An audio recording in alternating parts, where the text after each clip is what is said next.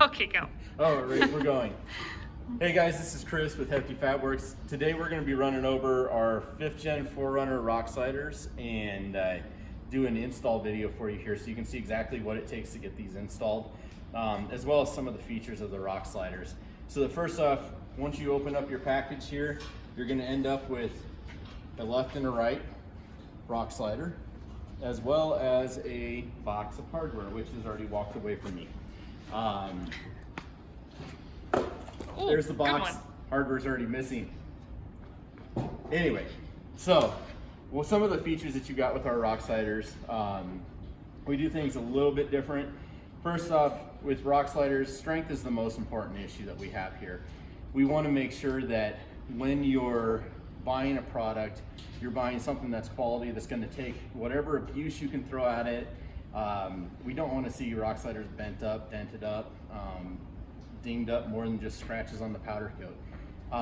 So we start with our main tube here, which is a 2" by 2" box tubing or square tubing. This is actually hitch steel, so it's actually 3/16 inch thick wall. It's extremely strong, a lot thicker than what a lot of our competitors are using, a lot of the other products on the market are using. Once we go to our outer rub rails here, the outside rail, we're using 1 3/4 inch 120 wall DOM. So DOM tubing is a lot stronger than its counterpart, which is what's known as HREW, or an electric welded seamed tubing, so it's going to have a seam running down it. The drawn over mandrel, or the DOM tubing, is actually taken through an entire another process, which uniformly distributes the material, so it's the same thickness all the way through the tubing no matter what. Increase in strength is about 50% over your standard seam tubing. Increase in cost is also there, but we don't believe that with our product that we should be building anything that is not strong enough to handle the task it was designed for. So we take that extra expense. You're not paying extra, it's not an option. You're going to get DOM tubing and the hitch steel on every set of sliders we do. That's the only way it should be done. It's the only way it's done right.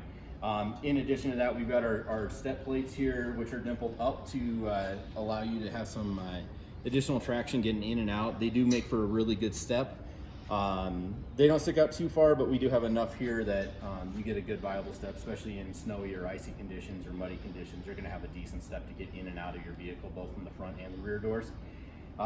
In addition to that, we've got our bump out on the rear. This bump out, a lot of people look at it as a style thing. The idea behind the bump out is actually when you're off-road, if you do hit something or you come against the rock sliders, it's meant to push the vehicle or the obstacle away from the tire. So it does serve a purpose more than just a wider rear step or a look. It's designed specifically to help you when you're off-road. One of the things that we get questions on all the time is, do we make an angled slider? We do not make an angled slider. They do sit flat against or 90 degrees off of the truck body, so they are a good flat step. The reason we don't do that is because we actually tuck our sliders up a lot tighter to the body. So we don't need that 20-degree pitch to cover up the gaps between the body and the slider.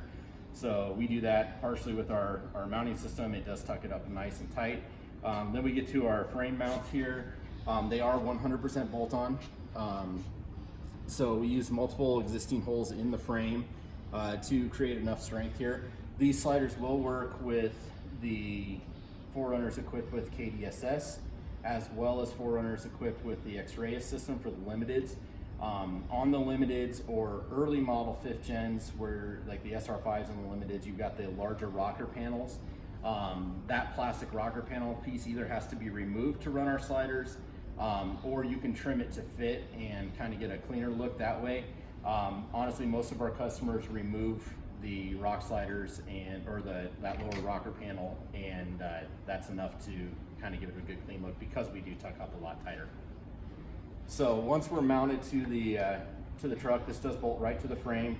The KDSS lines will, on the driver's side, will kind of go over top of the frame, so you do have to slide up behind that, the mount behind the frame, and then, or behind all those lines to bolt it in, and then bolts everything back in on top. On the limited editions with the X-Ray system, that pump is actually on the front side here on each side. You will have to add some washers behind the pump, but basically you're going to slide our sliders up behind, add a couple washers to be able to shim that pump off just basically the thickness of our mount here. And then it'll all bolt back into place, so you don't have to remove that system or anything else. So we're gonna go ahead and move to mounting these on the truck next, and kind of show you what the finished product is gonna look like. All right, so we're gonna start with our installation here on the passenger side. I recommend starting with the passenger side, as this side is actually easier to deal with, especially if you have the KDSS system on your off-road or edition. At that point, there's a bunch of lines on the driver's side frame. This truck particularly does not have that system, but we're gonna go ahead and kind of give you the rundown. They mount the same way, you just have the lines to deal with on the other side. So the first thing we're gonna do is we're gonna clean down the frame. We've already gone through this one. This is actually not a brand new truck, as clean as this looks, but we do go ahead and we wipe everything down, clean the frame off, get all the dirt and grime out that's gonna sit behind the sliders. We don't want that back there because it will promote and cause rust issues. So go ahead and get your frame nice and clean, and then we're going to go through here, and we're actually going to be mounting to quite a few of the existing holes that are in the frame that are threaded. We don't mount to every one of them, but we do mount to the ones that are required for the strength of our product. In addition to that, this bracket here for your brake line, we're going to go ahead and pull that bolt out and just kind of leave this bracket hanging. This is going to go back on after the fact, but for right now we need it out of the way for what we're going to be working on. In addition to that, once you guys kind of get your sliders up in position, you can see which holes you're using. We do recommend, if you've had your truck very long, or even if it's brand new, to go ahead and get yourself a 8mm by 125 thread pitch, and go ahead and run that tap through the holes. And what that'll do is that'll clean out any dirt, gunk, or anything else that gets in there. Even the factory paint on the frames will kind of clog up those holes. If you run that tap through there real quick, in and out, it cleans out those threads. It'll make your installation go a lot easier. So for about $4, you can pick them up at Home Depot or Lowe's. It makes your life a lot easier as far as the install. So we're gonna go ahead and get one up in place and start showing you. There are a couple of these plastic caps that just fill the holes. If those are in the place of where your mount is, just go ahead and you can grab them and just pop them out of place, and just like that, and that'll keep it from getting in the way when you're doing your install.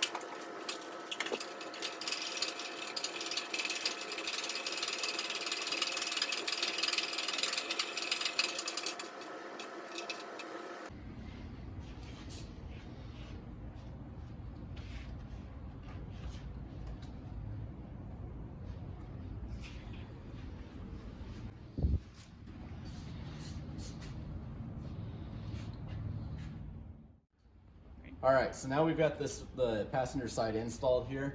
So you can see that we do tuck in a lot tighter up against the body lines up top. So we wanted to show you that there's not a lot of gap there. We have just enough that we need for any body flex. One of the other things that we do on these is we do wrap underneath the frame. We want to be able to tie back in underneath. That actually creates a lot more rigidity and strength on this frame than just face mounted. Takes a lot of the pressure off of the bolts doing all the work, and actually relies it back on the slider to do what it needs to do. As far as torquing down the bolts, you can see in the video that we use a little battery powered impact. That's just made to drive them in a little bit faster, but we actually do want to go back in and just hand snug them. We're not over tightening these, they're not huge bolts, so typically tight plus about a half turn is enough to get you good and tight on them and not have to worry about dealing with them backing out. All right guys, well that wraps up the install of our 5th Gen 4Runner rock sliders. So we've got them installed on this truck. Nice clean install, tight, pretty simple, but definitely going to do its job in protecting the truck against any sort of obstacles, debris, rocks, door hits, parking lot scuffs, which is the biggest reason, and it's a good solid step point for your truck getting in and out of the vehicle, both in the front and the rear doors. So hope you enjoyed the video. Give us a shout out on Instagram or Facebook at Hefty Fabworks, or go ahead and visit us online, give us a call, and we'd be happy to get you guys taken care of and get some rock sliders on their way to you.